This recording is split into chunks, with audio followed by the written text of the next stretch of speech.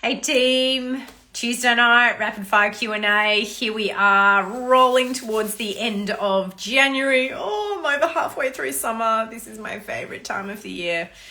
And I'm not wanting summer to end. If I could have a job, tell me, if I could have a job where I could just travel around the world following the sun, but doing fertility, which I love, somebody come up with that job for me, because I reckon I would just be in heaven. How are you guys? I hope you're really well. Lovely to see you jumping on. I need your help tonight. I really need your help. So I'm just going to jump into a couple of questions that have been sent through to me. And if you do have any others, please don't hesitate to drop them in the comments. You know the drill. Keep it nice and succinct. Don't give me a life story. I'm going to give the short, generic answer. If you have a big question that's complex and permutations, and go back to your fertility specialist or your GP and definitely pose it to them. Travel account, Europe, you're already off and racing. I'm going to come back to that question because I just do want to address something that Sashwa has sent to me in a DM, and I thought it was a fabulous question. Thank you for asking it. Somebody asked me the question, if you're doing a natural cycle FET or even a low dose stimulation FET where we actually induce ovulation or you naturally ovulate, what happens to the egg? Does it mean that if you are releasing an egg, you're going to have a period? Well, no, it's not. The whole intention of a natural cycle FET or a low dose stimulation where we stimulate and trigger the ovulation is to create the corpus luteum, which then gives us the estrogen and the progesterone to create the lining and the environment for the embryo to implant. That's the whole purpose of it. So what happens to the egg is kind of irrelevant, really. It will just get released as it does, and it will just get released into the abdomen or into the tube, and it won't get fertilized, because one of the instructions that we give you when you are doing a FET, that is low dose stimulation, or if it is natural cycle, is please don't have intercourse that's unprotected. In fact, please don't have intercourse, because we don't want you to have a twin pregnancy that A, you've conceived by having timed intercourse, and B, you've conceived via doing an embryo transfer. It has happened. I can promise you it has happened. So what happens to the egg is that it just gets reabsorbed into the body. The most important thing in an FET is the production of that estrogen and progesterone to create that nice endometrial environment. So great question. Really, really good. Okay, now I'm coming back to travel account Europe. I'm sure you've got a business, don't you? Anyway, hi there. Why is implantation bleeding a thing when it would be so microscopic? Yeah, good question. Is an implantation bleed really an implantation bleed? No. To be perfectly frank with you, I probably haven't done a lot of reading into implantation bleeds because I'm not completely convinced that they're a thing. Why is it that some people will bleed? And I wonder if it's actually an abnormality. It would be interesting, and you know what? I'm actually going to go and do some reading on this. It would be interesting to consider if women who have an implantation bleed actually have a higher rate of pregnancy losses or subchronic hematomas. And in fact, it's a pathological thing that the lining is shedding when it shouldn't be shedding, because an implantation happens within that window of sort of +6 to +10 days post-ovulation. And if you're shedding lining at that time, it is suggestive of not a great environment for an embryo to implant into. So I'm not completely convinced that an implantation bleed is truly the embryo implanting and disrupting the lining. I'm going to have to come back to you on if there is much evidence around its association with poorer pregnancy outcomes. So I'll come back to you on that one, but it's a great question. And really, are we taking the right history around implantation bleeds? maybe it's outside that window, that days 6 to 10 post-ovulation. And in fact, it's sort of a late luteal phase defect. So great question.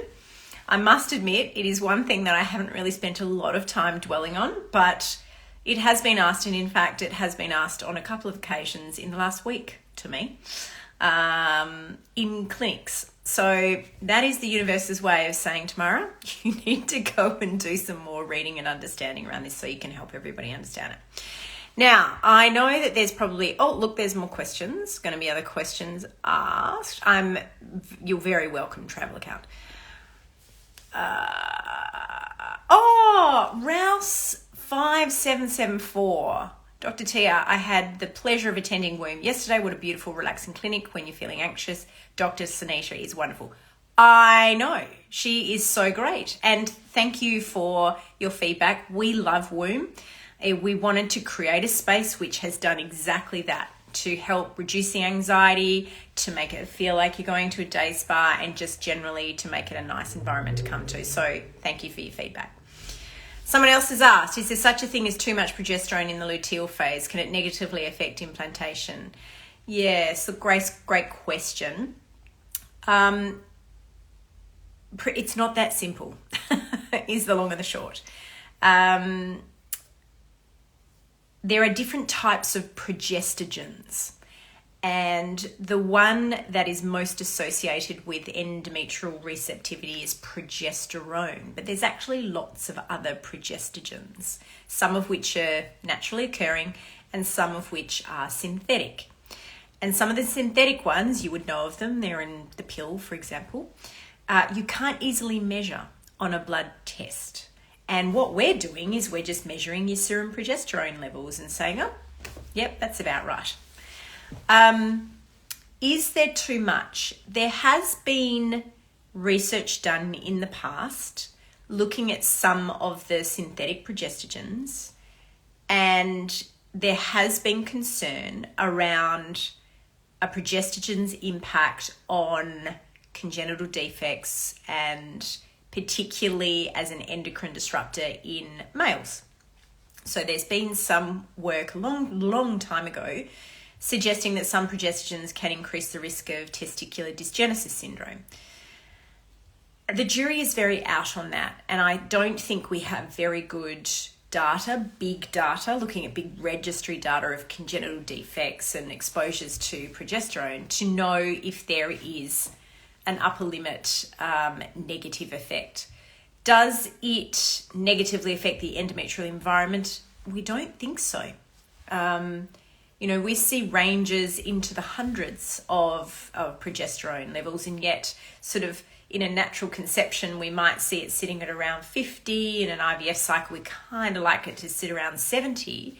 So it's really difficult to comment with great confidence around that. But at this point, we don't think with the progesterone, particularly the micronized progesterone that you are getting in a cycle intramuscularly or via your pessaries or even naturally, we don't think that that is negatively impacting on pregnancy rates. So great question. Oh, gosh. Sashwa, you've got more questions. Fantastic. Is there a natural way to increase your lining, Brazil nuts, pomegranate juice? They are, my friend, old wives' tales. There is nothing in your diet that is going to accentuate the development of your endometrium. Similarly, there is nothing in your diet that is going to increase progesterone levels. I did a great podcast with the dietologist on all things progesterone and lifestyle. So if you want to go and have a listen to that, go and check it out. Life of Brit, lovely to see you back. Do you have a higher chance of miscarriage or preterm birth with Hashimoto's? If so, why is that? So the first part of that, Hashimoto's, is a thyroid disorder. It is an autoimmune underactivity of the thyroid. Autoimmune overactivity is called Graves' disease.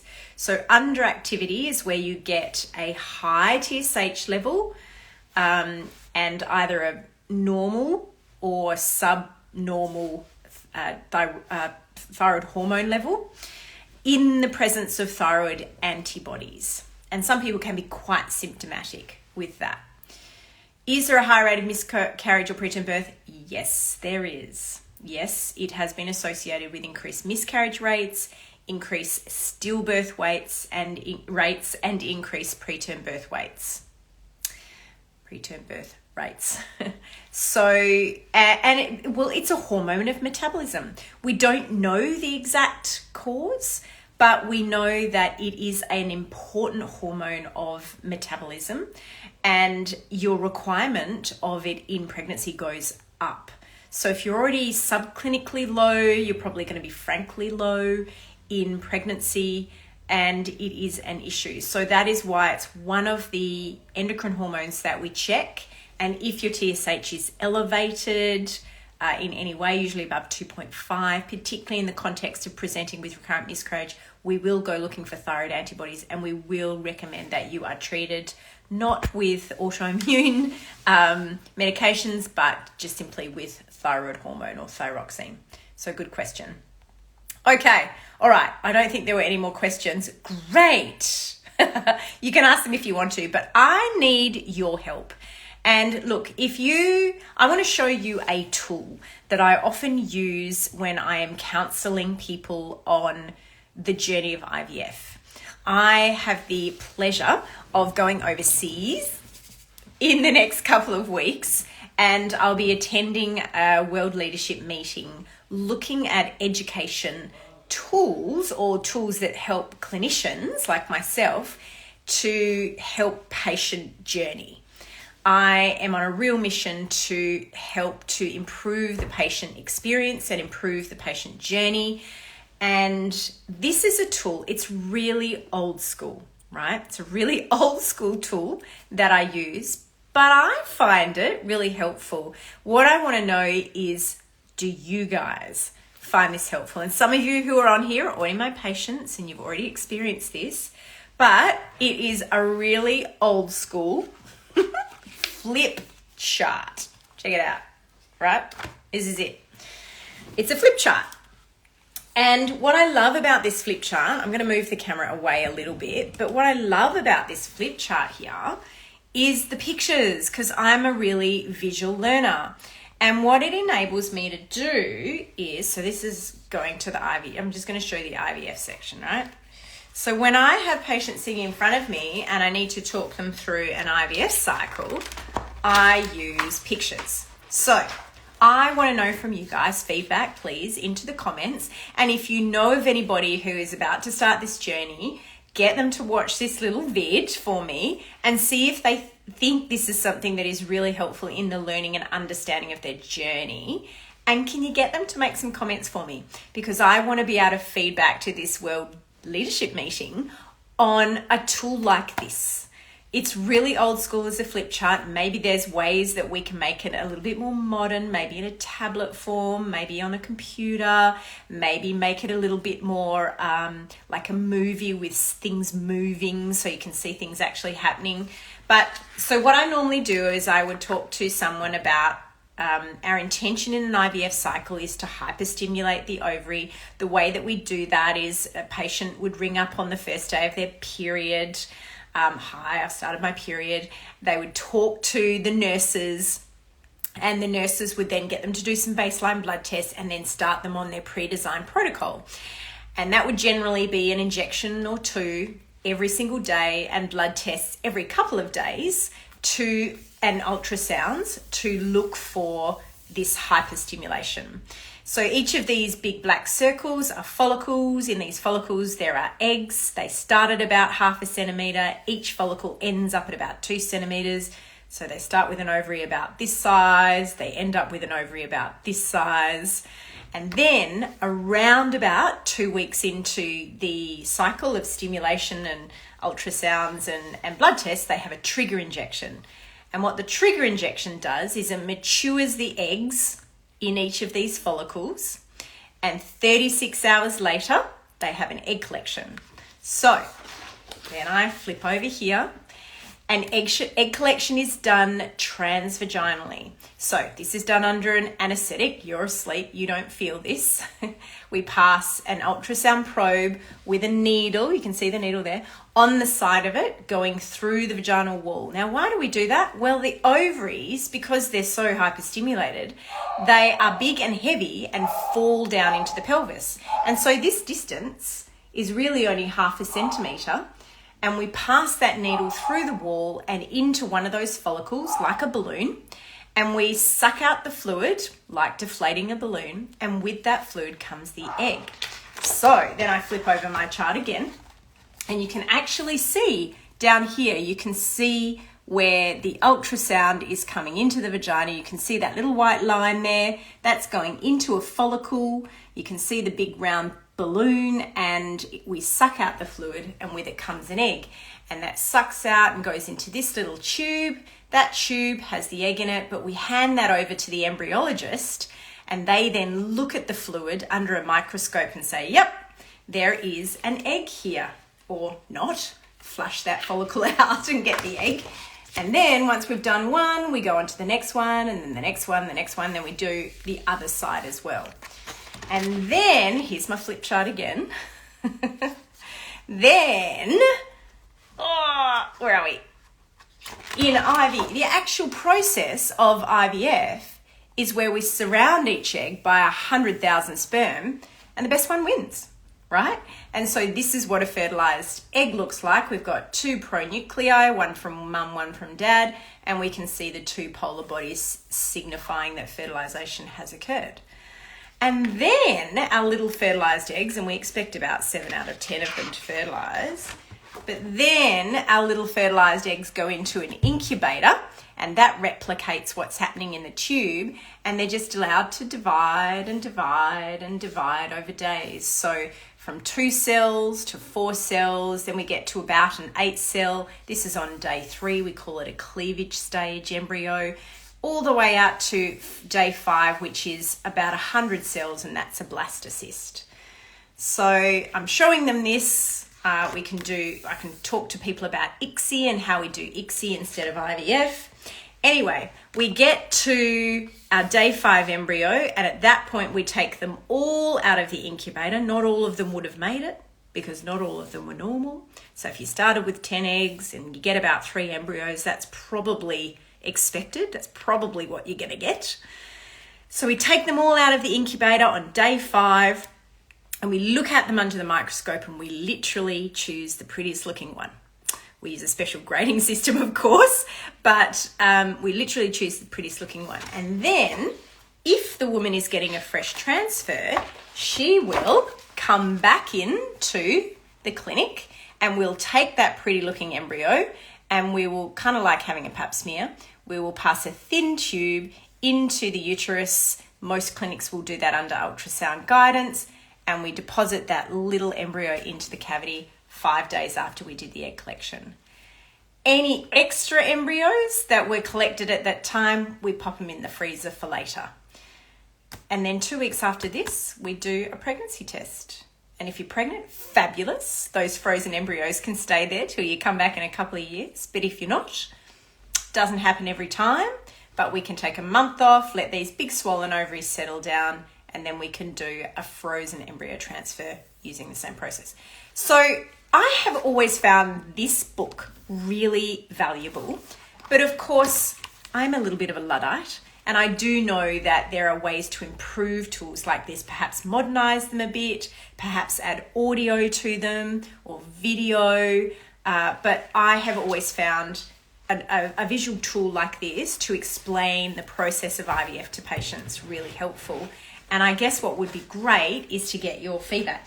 What's also great about this book is sometimes when I've got blokes who, I can't believe I just flicked to that page, but sometimes when I've got blokes who have semen analysis that shows a low morphology, I can show them, you know, these are all the abnormal sperm, these are the normal ones, and it's normal for a bloke to have only 4% normal and 96% abnormal. So it's also valuable for things like that. So I find a visual aid really helpful. I know we use a lot of visual aids in looking at uteruses and hips and knees and hearts and brains. But I do think for something like IVF, which a lot of it is conceptual, we can't see it with the naked eye, having a visual tool is really helpful. So any feedback as a consumer that you have would be really helpful for me in helping to modernize the tools that are going to be available and to ultimately help the journey of those going through IVF. And I did see some feedback there, so I'm going to go back and have a look at it a little bit later. Are there any other questions? Let me have a look and see what everybody has said. Amazing. The Finders Collective. This is exactly what we need to help digest. Yes. Good. Giorgio, the education tool is helpful. Many people don't truly understand the conception process until they're faced with issues. Yep, totally agree.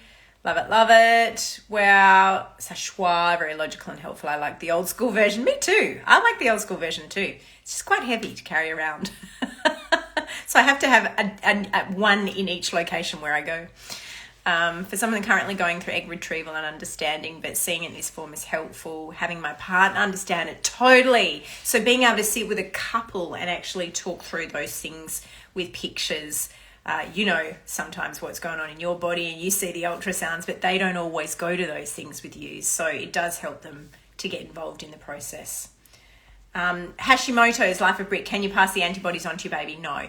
In Graves' disease, those antibodies can cross the placenta. So anyone who has Graves' disease, we always keep a close eye on their pregnancy. There are specific things that we look out for in the baby. But no, Hashimoto's is just all about your metabolism, optimizing your metabolism to ensure that the pregnancy itself is okay. Yep. Good. Whew, that was great, guys. Rapid fire Q&A and really helpful feedback. Like I said, if there is anyone you know going through this journey, if they could have a look at this and provide any more feedback that I can then provide to help optimize all the tools that we can have at your fingertips to help you guys with your journey, that'd be great. I am going to wrap it up. I know that I have some people in town next week. So I'm going to say yes, I will be on here at 7:30 next Tuesday. It's definitely in the diary. Let's have more questions. I am playing around with reels at the moment. I hope you saw my reel from last night. I had a bit of fun creating it. So I've got more on the cards. And hopefully next week I'm going to be able to reveal to you my big plan for 2023. I'm sitting down with somebody tomorrow to do some brainstorming around it, and you guys will be the first to know. I'm super excited. Have a beautiful rest of your week. I hope you still stay well and healthy. And yeah, enjoy the beautiful summer. See you soon.